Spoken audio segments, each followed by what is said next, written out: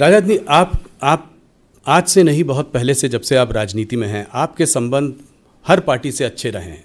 आपने एक हरदम एक द्वार खोल के रखा है जिससे कि बातचीत होती रहे, लोगों से मिलना जुलना चलता रहे, चाहे राजनीतिक परिस्थितियां कैसी भी हों।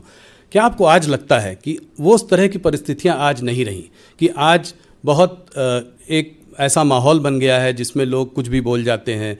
लोग जैसे मोदी को गोली मारो, कोई बोलता है मोदी का लाठी मारो, सर फोड़ो, इस तरह की बातें। कंगना रनौत जी के खिलाफ कुछ बोल दिया, हेमा मालिनी जी के खिलाफ कुछ बोल दिया। तो ये क्या आप देखते हैं कि ये स्तर गिरता जा रहा है? इसको आप कैसे देखते हैं? नहीं, इस प्रकार के आरोप लगाने से लोगों को बचना चाहिए, इस प्रकार के शब्दों के प्रयोग से भी बचना चाहिए। स्वस्थ लोकतांत्रिक व्यवस्था में इसकी अपेक्षा नहीं की जाती है। और प्रधानमंत्री के बारे में तो बहुत ही नाप तोल कर बोलना चाहिए, क्योंकि मैं मानता हूं कि प्रधानमंत्री केवल व्यक्ति ही नहीं है, प्रधानमंत्री एक संस्था होता है। और आपने देखा होगा किसी भी प्रधानमंत्री के बारे में यदि कुछ बात हमने कही होगी तो बड़े नपे तुले शब्दों में कही होगी जी जी। लेकिन जिस तरीके से, जिस प्रकार के शब्दों का ये लोग प्रयोग कर रहे हैं, ये स्वस्थ लोकतांत्रिक व्यवस्था में इसकी कहीं कोई गुंजाइश नहीं है। राजनाथ जी, इस चुनाव में 3 और राज्य हैं जिनका एक अहम रोल होगा आपके इस नंबर को अचीव करने में, 370 जो आप कह रहे हैं, और वो हैं बिहार, महाराष्ट्र और बंगाल। तो एक एक करके बिहार पर आपकी समझ और आपकी पकड़ बहुत अच्छी है। पूरा आप सब में पूरा बोल दे रहे हैं, ऐसे कैसे मैं मान लूं? मान लीजिए ना पार्टी बाई पार्टी, उसके बाद तो मिलेंगे हम लोग, 4 जून को तो मिलेंगे ना। जी जी। नहीं, पर इस बार बिहार में हर पार्टी के संग आपने जो है अलायंस कर लिया है। हर पार्टी, पहले तो कहा जाता था कि नीतीश जी पलटू राम कहते थे, अब तो ये कहते हैं कि बीजेपी भी पलट के बार उन्हीं के पास जाती है। नहीं, जाती नहीं है, उन्होंने देख लिया उनको ना, जिसका उन्होंने फैसला किया कि बस बीजेपी के साथ ही रहना चाहिए, इसी में देश का हित है, इसलिए नीतीश जी ने फैसला किया। अब देखिए, नीतीश जी के बारे में जो कहना वो लोग कह देंगे, लेकिन इतनी बात सच है, उनके लंबे राजनीतिक जीवन में कभी भी कोई एक भी भ्रष्टाचार का आरोप उनके ऊपर नहीं लग पाया। ये बहुत बड़ी बात है। अरे वो हमारे साथ हैं तो सचमुच हम लोगों के लिए हर्ष का विषय है। पर 2014 के पहले से कभी मोदी जी के बारे में कुछ बोलते हैं, कभी पार्टी के बारे में कुछ और बोलते हैं, बदलते रहते हैं। फिर तो इस बार बदलने का सवाल नहीं। चलिए, तेजस्वी जी ने कहा है कि मोदी की गारंटी तो ठीक है, इस बात की गारंटी दे सकते हैं कि चाचा फिर पलटी नहीं मारेंगे। नहीं, उन्होंने तो खुद ही कहा है, नीतीश कुमार जी ने। जी हाँ। तो आपको उम्मीद होना था, हो गया। अब यहाँ मैं आ गया हूँ, यहीं रहूँगा। और आने वाले समय में विधानसभा का चुनाव भी मिलकर लड़ेंगे? बिल्कुल लड़ेंगे, मिलकर लड़ेंगे। अगर इससे हटकर थोड़ा महाराष्ट्र में आए, महाराष्ट्र में लोग कह रहे हैं कि एक अजीब खिचड़ी सी बन गई है।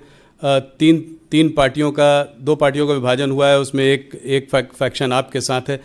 तो इसमें 48 सीटों, पिछली बार आपके पास 41 सीटें थी। भारतीय जनता पार्टी अगर अपने अलग लड़ती तो भी अच्छा प्रदर्शन करती। तो हर बार आपको इतनी जोड़ तोड़ करने की ज़रूरत क्यों पड़ती है? कहीं कोई घबराहट की जो है यहाँ पे चुनाव में, लोकसभा के चुनाव में हमारी अच्छी परफॉर्मेंस नहीं होगी? यह प्रश्न तो उन लोगों से पूछा जाना चाहिए जिनकी पार्टियाँ टूटी हैं, चाहे वो शिवसेना हो, चाहे वो एनसीपी हो। वो लोग टूटते क्यों हैं? अब वो टूटेंगे और उनके लोग हमारे साथ पार्टी एक्टिवली तोड़ने में काम नहीं सर, ये सब अपराध नहीं करते हम लोग। वो लोग टूटते क्यों हैं? अब टूट कर कोई हमारे साथ जुड़ना चाहता था, हम कह देंगे हम आपको स्वीकार नहीं करेंगे। अच्छा, ये देखिए, जब जो लोग वहां से आए हैं उनके ऊपर कहते इनके ऊपर भी आरोप लगे थे पहले, तो आरोप लगे थे पहले, आज लोग कहते हैं। लेकिन जब उनकी पॉलिटिकल पार्टी में थे तो यही लोग ये कहते थे कि यह सरकार ने जानबूझकर इन्हें फंसा रखा है जी, ये पूरी तरह से निर्दोष हैं। तो उस समय का स्टेटमेंट ये है। अब भाजपा में आ गए तो स्टेटमेंट बदल गया कि वे दोषी हैं। अब उनके यहां जब थे तो दोषी नहीं थे, निर्दोष थे। ईडी सीबीआई ने जो भी कार्रवाई की वो गलत की। पर आप लोग का इंटरनल ये जो तीन लोगों का वो बन गया है, वो उसको आप कैसे मैनेज कर रहे हैं? अभी देखिए, वो एकनाथ खड़से जी को आप लोग वापस ले आए, जो कि बहुत दिनों तक बाहर बैठे हुए थे। अब वापस, हाँ अच्छा, चलिए, वो आ गए, आप ले आए वापस। उनको लाना पड़ा वापस, कह रहे हैं क्योंकि नॉर्थ महाराष्ट्र में थोड़ी सी सिचुएशन बीजेपी की थोड़ी ख़राब लग रही थी। पहली बार जब वो छोड़ कर गए तो फडणवीस जी से लड़ के गए थे। तो ये इतना सारा विरोधाभास कैसे संभालेंगे आप? मतलब देखिए, बहुत सारे ऐसे जागरूक नेता हैं जो मानते हैं कि 2047 तक हमारा भारत या विकसित भारत बनना चाहिए। जी, स्वाभाविक है। उनके मन के अंदर भी ललक होगी कि इसमें मैं भी कंट्रीब्यूट कर सकूं, इसमें मैं भी कुछ योगदान कर सकूं, इसलिए पार्टी के साथ जुड़ते हैं। आखिरी में बंगाल की बात करते हैं। बंगाल में आपको क्या लग रहा है? पिछली बार एक अच्छा प्रदर्शन था, 18 सीटें आई थी 40 में, 18 थी। उसके बाद आप विधानसभा का चुनाव हारे, जीत का माहौल बना हुआ था मगर सिर्फ 77 सीटें ले आए। और इस बार क्या देख रहे हैं आप? आपको क्या लग रहा है?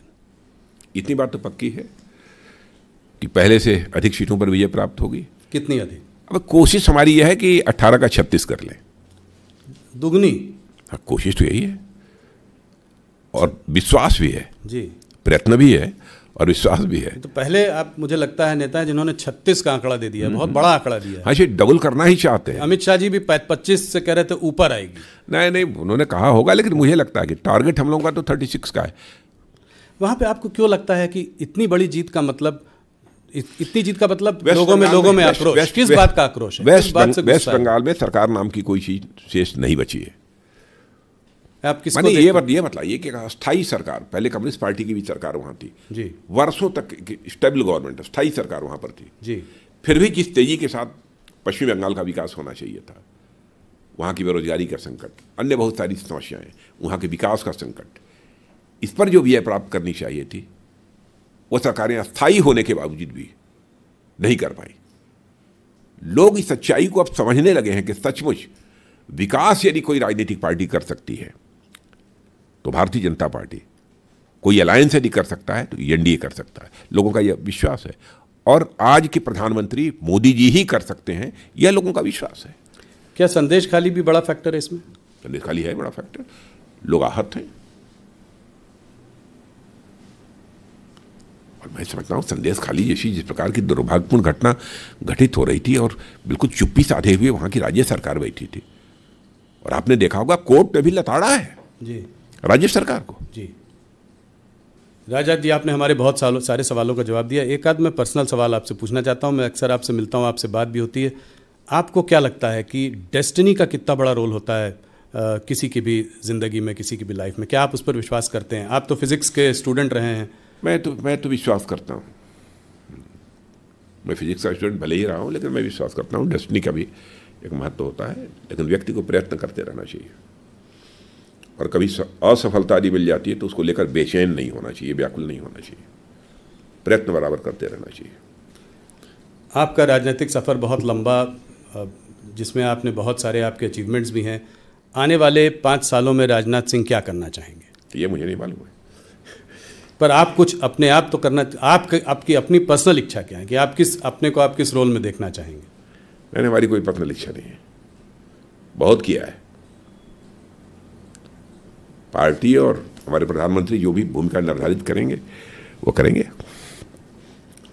राजनाथ जी, आपने हमसे बात करी, बहुत अच्छा लगा। आज आपकी तबीयत भी थोड़ी नासाज थी, आपसे मुलाकात हुई, उसके बावजूद आपने हमको इतना लंबे समय इंटरव्यू दिया और हमारे सारे प्रश्नों का जवाब दिया। आपका बहुत बहुत धन्यवाद और आपको इलेक्शंस के लिए बहुत शुभकामनाएं। बहुत बहुत धन्यवाद राहुल जी, बहुत बहुत धन्यवाद।